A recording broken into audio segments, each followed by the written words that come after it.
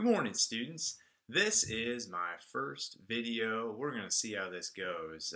Big shout out here to Alex Briney, who's a student in my 4th hour U.S. History 2 class. He has really helped keep me accountable for these things. He's the same guy, if you remember, that a year and a half ago inspired me to start a business. So, Alex, this video is for you and your other senior classmates. Well, today's topic is on the Ford and Carter years after Richard Nixon. And of course, we remember what happened to Richard Nixon, and we'll get into that here in a second. But let's just take a look at this picture here. Don't you love this picture? You've got Jimmy Carter in the cardigan sweater, Lee Annenberg, Richard Nixon, and Gerald Ford. Okay, these are the three presidents that really defined the 1970s. Of course, you have Nixon, who resigned in disgrace in August of 1974. Ford was president for 2 years. Then we had our 200th anniversary as a country, and then Carter takes over until 1980. So we are going to talk about the men on the left and the far right of this picture, and I hope you enjoy. So I guess before we start off talking about Ford and Carter, we've got to start with Nixon and why Ford was even there in the first place. Of course, you have the Watergate scandal, which had dragged on for a year, 2 years. Richard Nixon turned over the tapes. He finally ends up resigning, probably would have gotten impeached, and this is his final victory salute. You know, you had the famous Richard Nixon double V victory salute, but this is Nixon leaving the office as the presidency in August of 1974, going on Air Force One for the final time. So who's president after that? Well, good question. Oh, I hate to put this on there, but I have to. It's a Michigan man, Gerald Ford. And of course, at the University of Michigan, they sang a fight song called Hail to the Victors. Well, should we really be hailing the victor, Gerald Ford? I don't know. Is Gerald Ford really a victor? Well, he never really won anything. He didn't get elected vice president. He didn't get elected president. But here he is. He's president for Richard Nixon. Who is this guy? Well, he's from Michigan. He is a representative in the House of Representatives, one of the 435.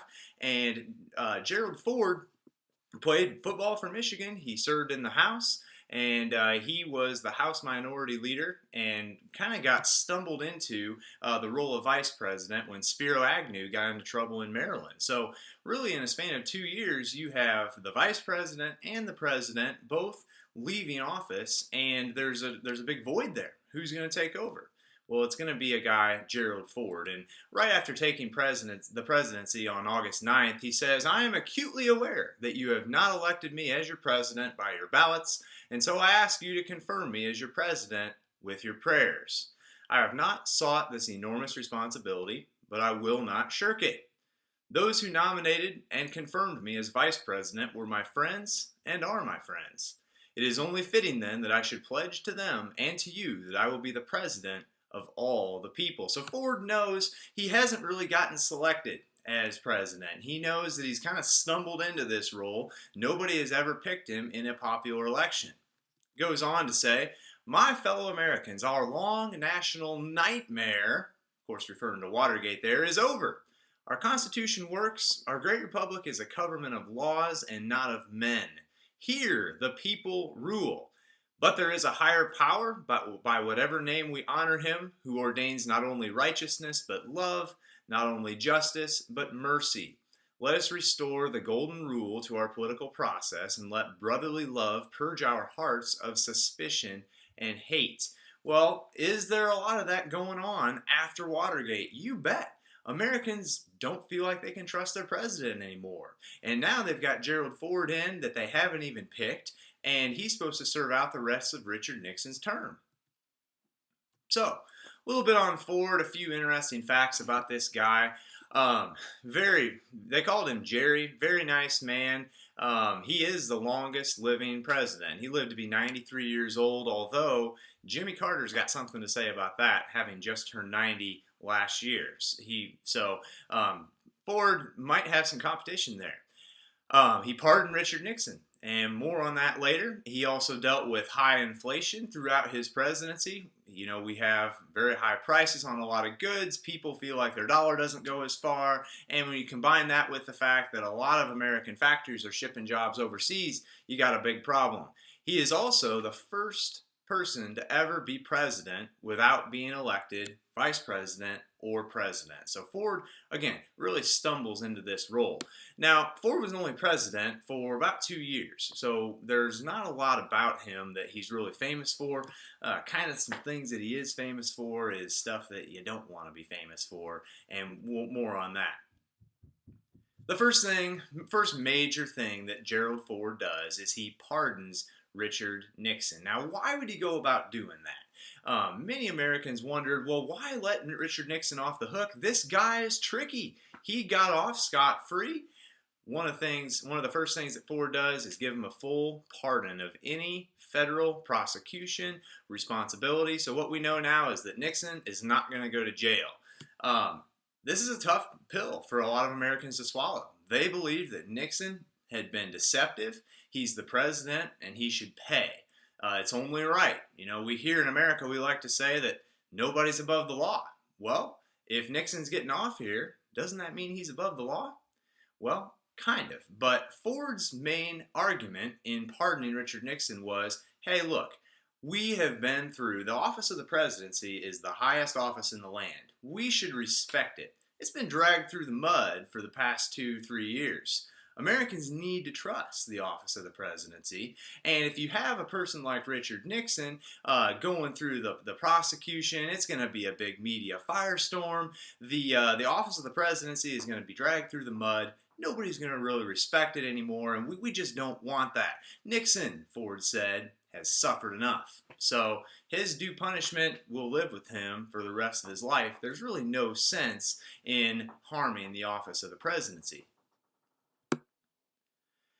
But of course, you had a lot of folks, I love this picture, you had a lot of folks who thought, this is just great. They looked at pictures like this, Ford and Nixon seemingly buddy-buddy. Hey, Ford says, I'm in office, I'll throw you a favor or two. And so you have, jokes such as this. Nixon's getaway car is a Ford. Not to mention that Ford is the best automobile on the market, but we'll save that for another debate. And in Ford's presidency, another thing that he deals with early on is the fall of Saigon. Of course, the war in Vietnam had been going on for 12, 13 years, and finally it ends in April 1975 with the last American troops being evacuated by helicopter. Of course, it doesn't look good when the North Vietnamese storm Saigon and shut down the U.S. Embassy. They take over and establish a socialist republic in Vietnam. So, did we lose? Well, Gerald Ford is the president when the last of the troops come home. Another thing that Ford is somewhat infamous for is a fall down an airplane. And down the airplane steps, I should say. Gerald Ford was on a trip to Austria and was coming down the steps leading down from the airplane to the ground with his wife and ended up slipping. Now, Gerald Ford had told the nation that he had a bum knee. His knee was bad and he couldn't really walk that well. And, coming down these stairs, he just happened to trip and fall and took a pretty rough tumble all the way to the bottom of the stairs. It was caught on TV. Pictures such as this, and what does this really prove? It's kind of symbolic that Gerald Ford is in over his head. This guy is a bumbling klutz who took over for Richard Nixon and now isn't quite sure what to do. He's dealing with runaway inflation. He's dealing with the fallout from Vietnam. People have got Nixon's pardon hanging over their heads. He's the guy that helped Nixon get off. And so, it really makes Gerald Ford, it makes his life pretty difficult. And of course, you can imagine the press just had a field day with this. I think Chevy Chase did a skit on Saturday Night Live making fun of it. It was just great theater, and here I am adding to the problem. I would like to believe that, as an aside, I would like to believe that we shouldn't just judge presidents by one or two mistakes. We should give them a chance. They're human too, but you just can't help but read into the symbolism of this. So, Next year, 1976, it's America's 200th birthday. Well, think about a birthday that you would celebrate. You know, you wanna have something to celebrate, and America is worth celebrating in 1976. But many Americans were starting to look around and they're starting to say, "Wow, um, we have really slipped and fallen here a little bit. We've got Nixon's pardon hanging over our heads. Stuff is more expensive. Jobs are going away. Um, this this is not looking too good here." But there are celebrations widespread, America's 200th anniversary, and there's also an election coming up in November of 1976. Enter a man by the name of Jimmy Carter. What do we know about Jimmy? Well, he is a peanut farmer from Georgia. This is a guy who would walk up to you, look you square in the eye, and say, "Hi, I'm Jimmy Carter. I'm about ready to be your next president." And in that slow, smooth, southern, Georgia drawl, people kind of gravitated to that. One man looked at him and said, "You hope." Well, Jimmy Carter certainly won the presidency in November of 1976. Now, how does he do it? This is a guy who comes on the scene as kind of an unknown. He really didn't have any experience in Washington. But in 1976, that's an asset. All right, that's a good thing that he's got going for him. Hey, I didn't do Watergate. I don't get involved in scandals. I didn't fall down a flight of stairs. I am someone who can come in. I'm not from Washington. I'm going to come in and I'm going to clean up the system. So many Americans thought, you know what? Let's give this guy a chance.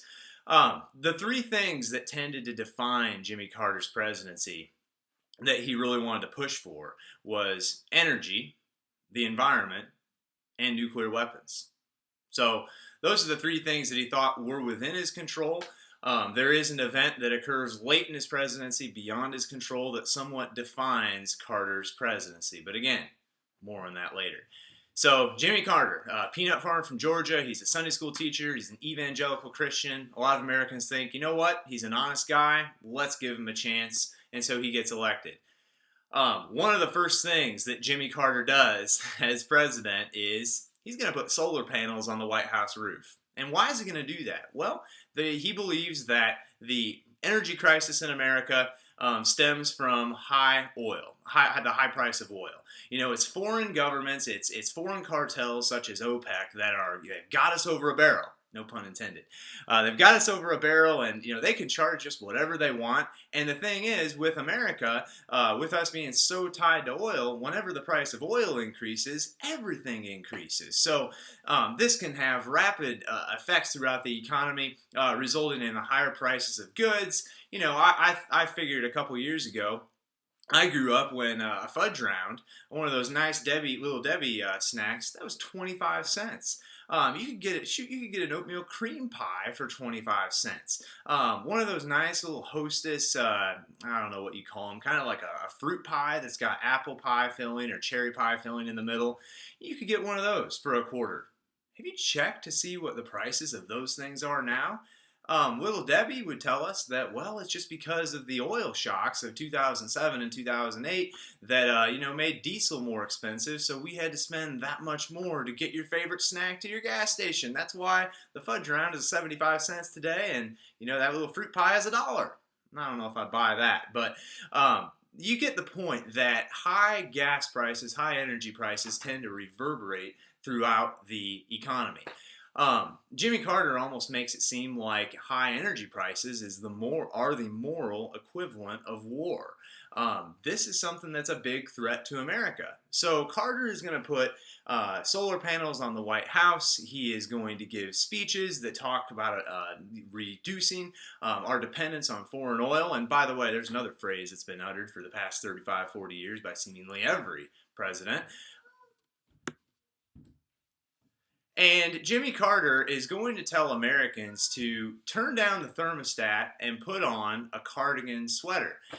Jimmy Carter is often famous for wearing a cardigan sweater in the White House, and especially in the wintertime. It's cold. Well, rather than turn up the heat and cause more higher energy prices, and use more oil, we're going to just put on a sweater and just deal with it. Another thing that Carter dealt with was a big fiasco in Love Canal. Love Canal is an area close to Niagara Falls, New York. This is an area that is a biological waste hazard. Give you a short background of the story. An engineer by the last name of Love had wanted to dig a canal close to the Niagara Falls so he could take advantage of hydroelectric power. Financial support for the measure didn't really come to pass. They ran out of money, and so you have this big ditch that's about 60 feet deep. It's pretty long. What are you going to do with it? Well, the Manhattan Project, World War II, starts dumping nuclear supplies into this wide open ditch. Local oil companies start, putting all kinds of toxic chemicals into it. It was gradually filled in with dirt. They put a bunch of dirt on it and sold it to the school board in that region for $1, and they turned it over. Schools were built. I think about 800 families put homes there, and many people didn't really have a clue what was going on. A lot of people moved in outside the area, and they didn't know what was going on. They certainly didn't know that there were biological waste hazards just lurking beneath the surface. Well, it all blows up in 1978 because people start smelling some foul odors coming from this area, and they say to the city of Niagara Falls, "What's going on? Can you look into this?"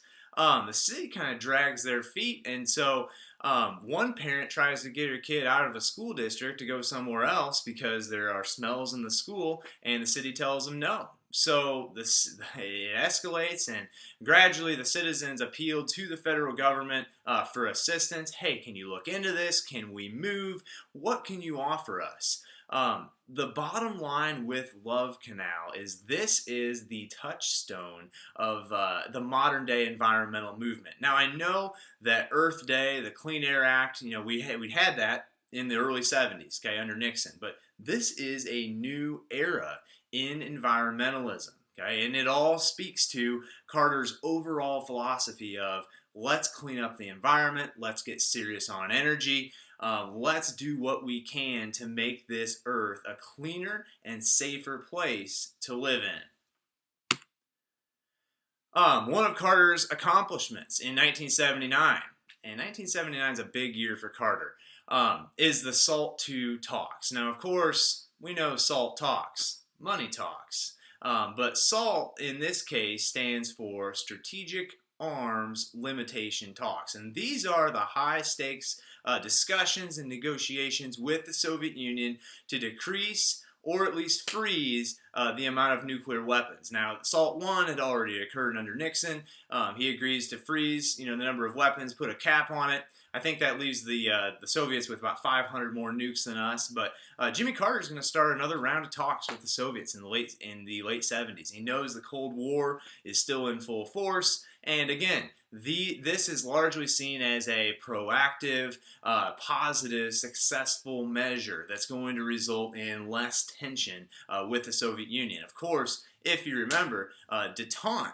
Okay, was a philosophy of, we're going to relax our tensions with the Soviet Union. We're not going to see them as an enemy that has to be defeated. We're just going to deal with them, and we're going to try to reduce the negative impacts that potential war could have. But I said 1979 is a big year for him. It's going to get really adventurous for Carter here in a little bit. Late in as the summer went along, right after the SALT II talks, Jimmy Carter says he wants to take a vacation to Hawaii. And this was a rough time. Presidential vacations are always kind of a sticky issue. Today a lot of folks like to get on President Obama for golfing and taking trips to Hawaii and who knows what else. But Jimmy Carter in 1979 is tired. He's had the SALT II talks. He has been in open discussions and negotiations with the Soviets, and he's exhausted. His approval rating is at about 25%. He's dealing with high inflation. He's dealing with the pollution with Love Canal and others.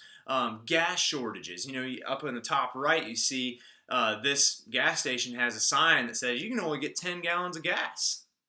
That's a big issue for a lot of Americans. They waiting 2 to 3 hours just to fill up at the pump. This is rough stuff.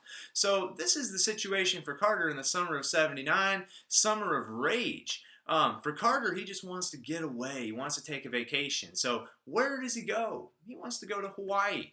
Okay. A couple of his advisors tell him, you know what, Jimmy, you are not going to Hawaii. You need to come home now, and you need to talk with Americans about what's going on. People are at their wits' end. This is a tough time. We need presidential leadership back home. We need you to come home now. Jimmy does that. And he decides to bring a lot of America's pastors, business leaders, special advisors, teachers. He brings them out to Camp David and has a lot of different talks with them. Now, there's really two schools of thought in these Camp David talks. One of them said that we should take into account what these people have said, and we need to tell Americans what's going on. We need to be honest with them and tell them that they need to improve. The problem lies with them. The other school of thought, which was commonly held by Jimmy Carter's vice president, Walter Mondale, this other school of thought said, no, you know what? The buck stops here. Americans don't have this, horrible crisis of confidence. Americans just want lower gas prices. They want to have jobs, and they want to be able to put food on the table. If we can fix that, we will be fine. We won't have any crises of confidence in the nation. But Jimmy Carter doesn't agree with that. Jimmy Carter wrestled with this decision, and finally he said, you know what? I agree with that first school of thought. I need to tell Americans what exactly it is that is a major problem for this country. Jimmy Carter goes on national television on July 15th, 1979, and says, in a nation that was proud, notice the word was proud of hard work, not is, was. So in a nation that was proud of hard work, strong families, close-knit communities, and our faith in God, too many of us now tend to worship self-indulgence and consumption. Human identity is no longer defined by what one does, but by what one owns. All right, major symbolism here. Let's talk about the first part of this. Notice, was proud of hard work, strong families, close-knit communities. Is Carter saying that now we don't like hard work, we don't like strong families, and we aren't close-knit in our communities? Well, that's certainly the impression that a lot of Americans got. Okay? Second thing, worshiping self-indulgence and consumption. So what's Carter telling me? Is he really telling me that got laid off last month that I have too much stuff? Is he really telling me that by filling up my car with gas with 15 gallons of gas, is he telling me that that's too much just so I can travel around to different areas and try to get a job? I've got too much stuff. I just lost my home last month, and my wife got laid off from her job, but I indulge too much? I consume too much? I don't know. Jimmy, you might be out of touch. Human identity is no longer defined by what one does, but by what one owns. Really? Now, initially after this speech, it's often called the crisis of confidence speech, the malaise speech. After this speech, Jimmy Carter's approval rating went up slightly. But then came something called the boomerang effect. It came back to bite Jimmy in the behind, and people started thinking, Jimmy, you tell us all this stuff, and you lecture us, and you give us sermons and everything on reducing our consumption, but what are you going to do about it? What are you going to do about it? Of course, Jimmy might say, well, I've put on a sweater, I've put on solar panels on the White House roof, I'm doing everything I can for you, but that's not the way that Americans saw it. The other thing that comes back to bite Carter is something called the rabbit incident. Now, this is kind of funny. It was the spring of 1979, and Jimmy Carter had already gone. He had gone to Georgia, and he went to his lake or his pond, and he did a little bit of fishing. Well, he came back and told his advisors later, and some of the press that were there, that he had been attacked by this man-eating swamp rabbit. And some of his close people said, "Jimmy, really? Are you sure?" And now the press didn't find out about this until later in the summer, right around the time of the crisis of confidence speech. So it's that boomerang effect coming home. You can kind of see how the press would just have a field day with this. Remember back with Ford falling down the stairs. Chevy Chase. Taking that and kind of running with it and making fun of Ford, seeing him as a klutz. Well, now the press finds out about this killer rabbit incident right around the time that Americans are starting to wake up and say, "Jimmy, what are you telling us here? Are you lecturing us?" So they find out about this rabbit incident, and many people in the press who never have ventured out of Washington, D.C. in their lives, they don't know what it's like to be in the backwoods of Georgia. They start saying things like, "What is going on, Carter? Did you really see that rabbit?" And of course you can imagine, it was just raw meat for the press. They started seeing Carter as someone who was way in over his head. He's scared of a rabbit? Are you kidding me? So, kind of weak. Maybe he was hallucinating. Maybe he's not completely mentally there. This is something that the press had a field day with. And when you combine this with what Americans had already been saying, thinking about the crisis of confidence speech, it's not going to end well for Carter. And the final nail in Carter's coffin is later on in the year. In November of 1979, Americans that had been going to school at the American University in Tehran, Iran,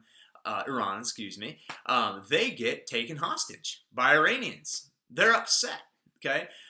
These hostage takers are upset at America because we have decided to allow the Shah, which had been their leader, into the United States for medical treatment.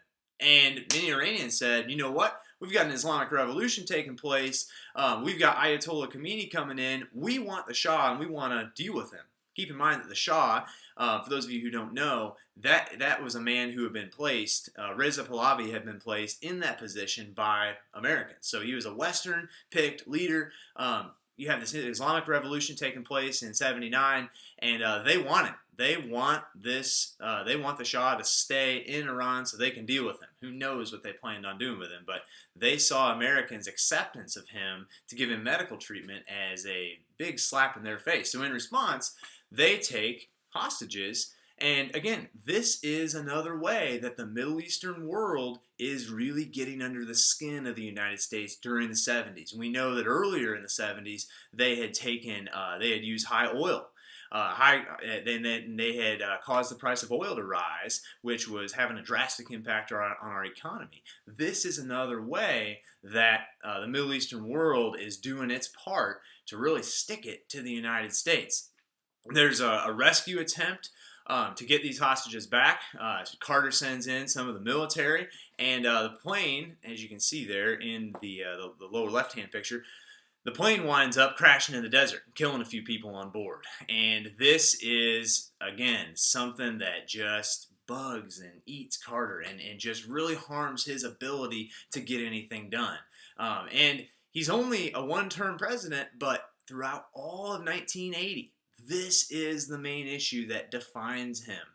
Many Americans see his inability to free the hostages as proof of his weakness and ineffectiveness. They're looking around and seeing the high prices on everything. Inflation is still high. People are still losing their jobs. And so Carter really doesn't stand that much of a chance in the election of 1980 against Reagan. And I put up a map here for you. This shows you how Carter did. Of course, Carter's in the blue. He takes Minnesota, a few of the mid-Atlantic states. He's got West Virginia and Maryland there, Georgia, and then Hawaii, and that's it. It is, outside of that, it's a clean sweep for Reagan. So Reagan is going to come in. He's also big on appealing to the Christian bloc. Many people throughout the 70s had flipped their allegiance from Carter to Reagan. Reagan's going to appeal to the Christians and the moral majority. He's going to appeal to people who just, again, they might have been Carter voters, but these are people that want optimism, that want change. Carter, in many people's eyes, whether he realized it or not, he was seen as kind of a pessimist, kind of weak, kind of down on America, telling us we eat and drink and consume too much. We should reduce our consumption. Reagan's going to change all that, and he's going to say, no, you know what? The problem with America isn't a crisis of confidence. We just need better jobs. We need less price for gas. We just need the economy to get going again. We're going to be fine. And so many people resonated with that. Reagan gets elected in virtually a landslide.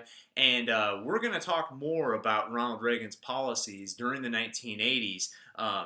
Next week. So look for it in my next video, Ronald Reagan and the Conservative Revolution of the 80s. It's been a lot of fun. Alex, I hope you enjoyed. This one's for you.